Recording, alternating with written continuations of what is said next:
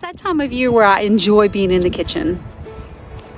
Living in the deep south, it can be really hot. And we don't really get 4 seasons here, but we do get a smidgen, just a slight taste of fall.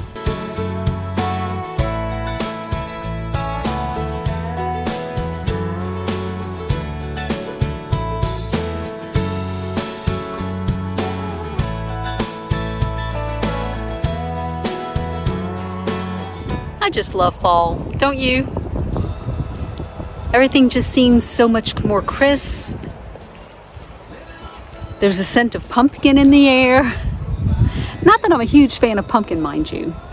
I don't like pumpkin in my coffee, but I do love pumpkin bread, pumpkin muffins, pumpkin cheesecake.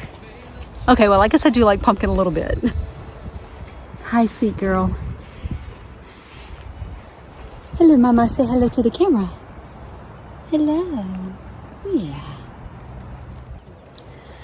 At the slightest dip in temperature, that's when we down here pull out our gumbo pots and make a big pot of gumbo, and we make soups and chili, and we bake.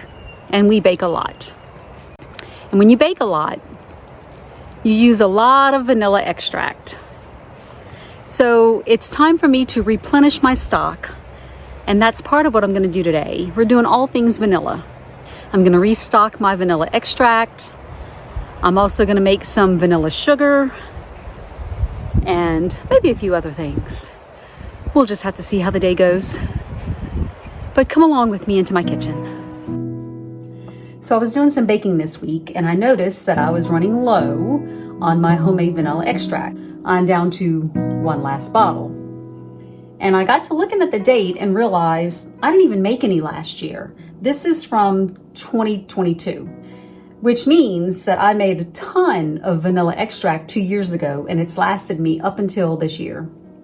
I'm going to be making my homemade vanilla extract using vanilla beans that I purchased from Vanilla Bean King. I can't remember what kind of beans they are. I think they're Tahitian vanilla beans, grade B. They have different beans from different countries that would pretty much suit every budget.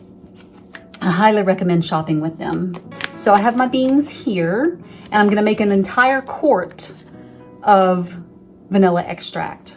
And the way you do it, you don't just cut up a few beans and throw it in some alcohol. You really do need to follow proper guidelines to have what is a true vanilla extract versus vanilla flavored alcohol.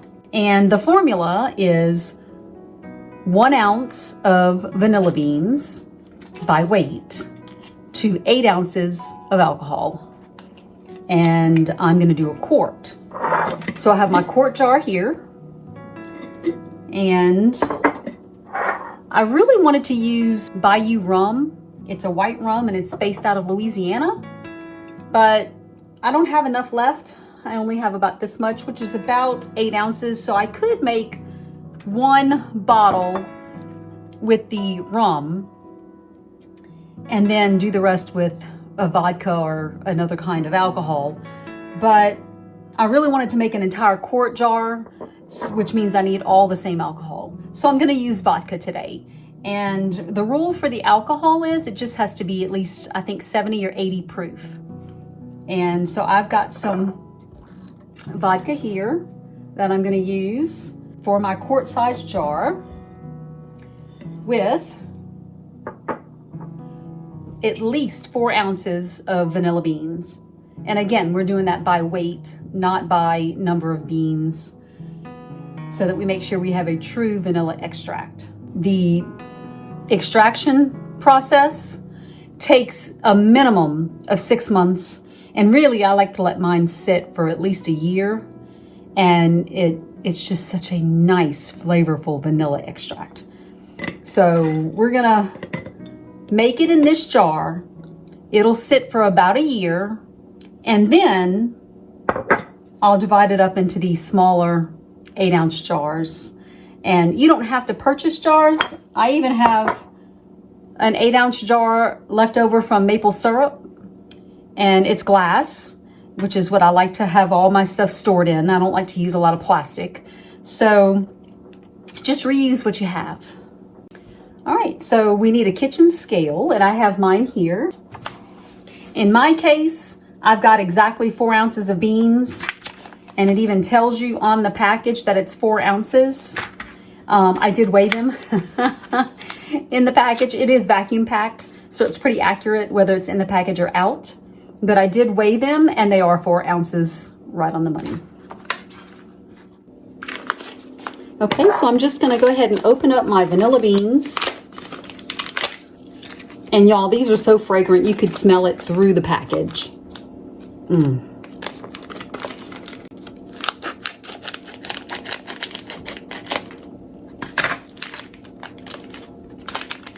Okay, so here they are. I'll just pull them out so you can see what they look like. I think most of you have seen what a vanilla bean looks like, but if you haven't, this is what they look like here. So what we're going to do is we're going to take the beans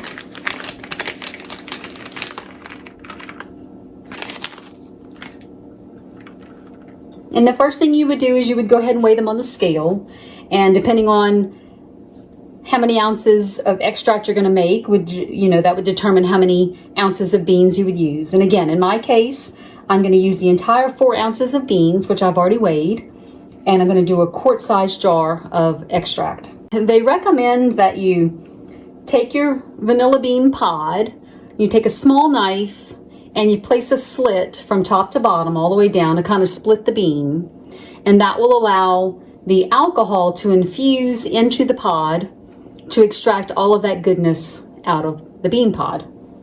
But what I'm going to do is I'm just going to go ahead and cut up all of the beans into small pieces, about 1 inch or 1.5 inch pieces, and then throw those in the jar.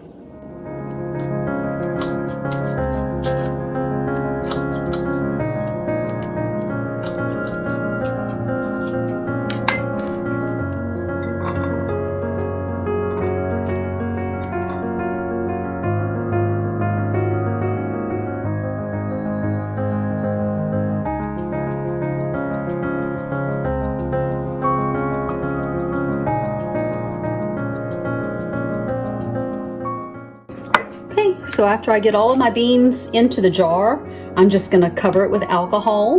And again, it is going to be for every ounce of bean, 8 ounces of alcohol.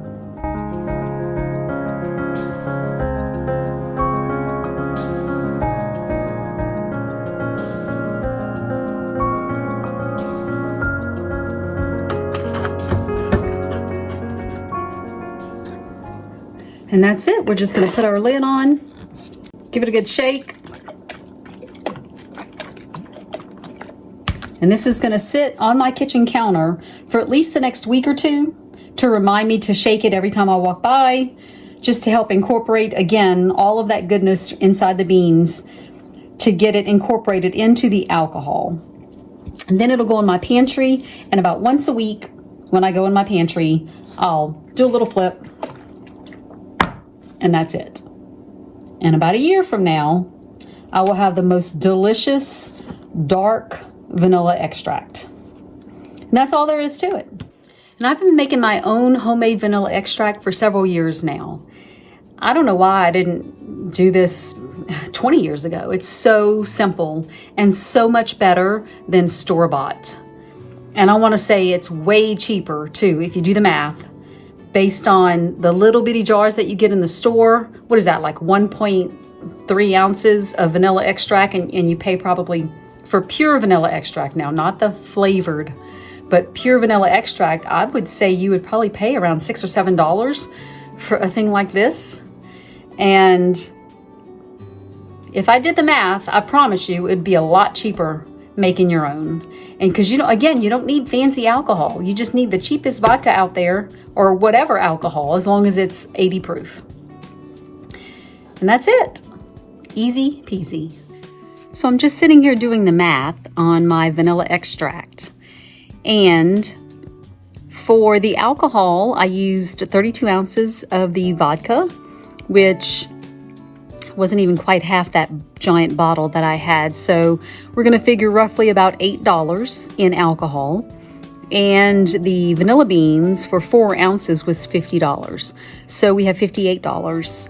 And the jar was free. I already had the jar from my canning supplies. So we're looking at $58, which comes out to about $1.81 per ounce of vanilla extract. So if we looked at vanilla extract that we buy in the store, say for example, your McCormick brand is about $5 for 1 ounce, and Simply Organics is about $3.50 per ounce.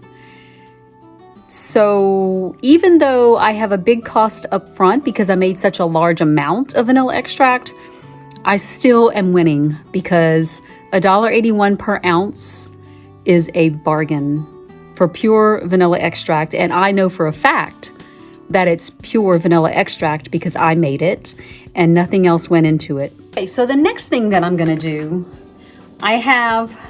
this is a bottle of extract that I've already used up, and I still have the beans. This is from 2022 again, Indonesian beans in Louisiana Bayou rum. And I don't want these beans to just be thrown out. I want to try to use everything that I can to its fullest potential. So I'm going to take these beans, cut them up, dehydrate them to dry them out, and then I'm going to blend it in my processor with granulated cane sugar and make a vanilla sugar that I can use all throughout the holidays for baking, or I can use it in my coffee. Any place that you could use sugar and the recipe calls for vanilla, then you would just use your vanilla sugar. So that's what I'm going to do with these beans here. And here we go.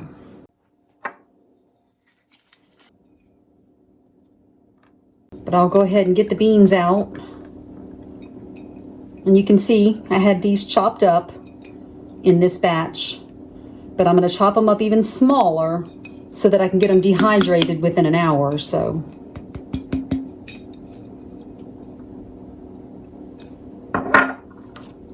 This house smells amazing right now, by the way, with all this vanilla.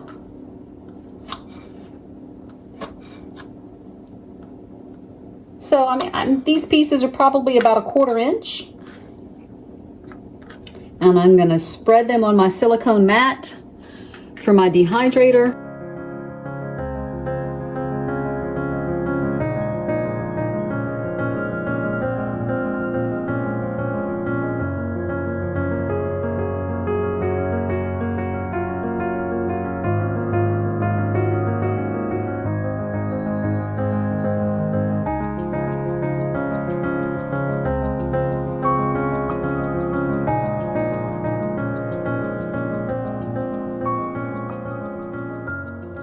All right, so I've got all of my beans cut up and ready for the dehydrator.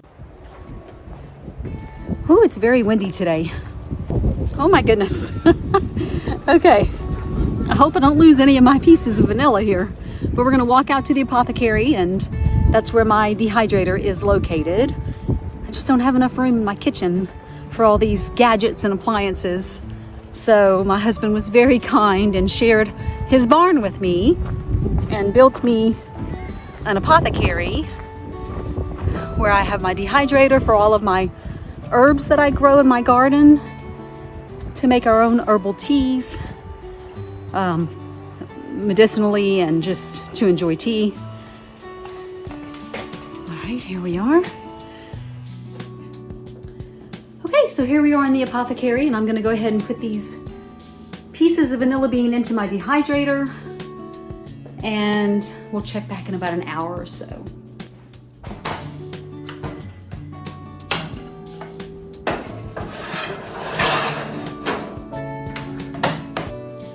So while I'm in the kitchen making all things vanilla, I was actually hoping to do some baking today and noticed I'm out of powdered sugar. So I figured now's a good time to make some more of that as well. Since I'm restocking other baking essentials, I'll go ahead and make some homemade powdered sugar and share that with you as well. Okay, so what we'll need to make our homemade powdered sugar is going to be sugar, and I use an organic cane sugar, and some cornstarch, which is optional, but the cornstarch just kind of helps keep it from clumping together and keeps it light and fluffy. And I'm gonna use, I have a non-GMO cornstarch here. All right, I'm gonna use 2 cups of the raw cane sugar and about a tablespoon of the cornstarch. And then we're just gonna blend it up until it's powdered sugar.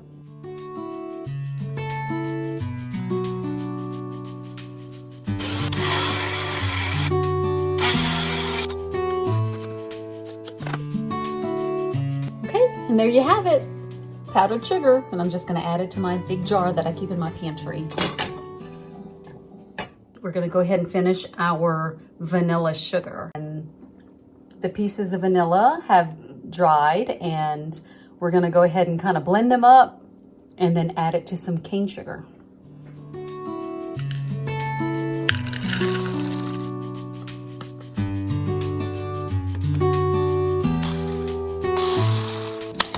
Wow, that smells amazing.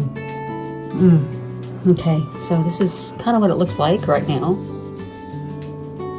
Like that. And then we're just gonna add it to some sugar. So this is just a pint-sized mason jar that I'm gonna use.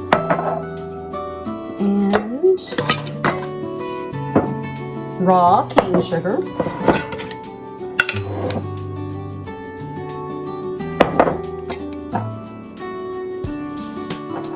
Not quite to the top. And then I'm gonna add in my ground up vanilla bean.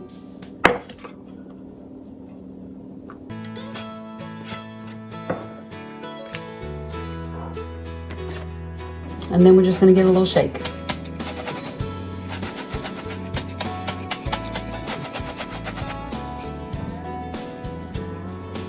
And there you have it. That's it. Homemade vanilla sugar. You can add it to your tea, you can add it to your coffee. You can use it in baking.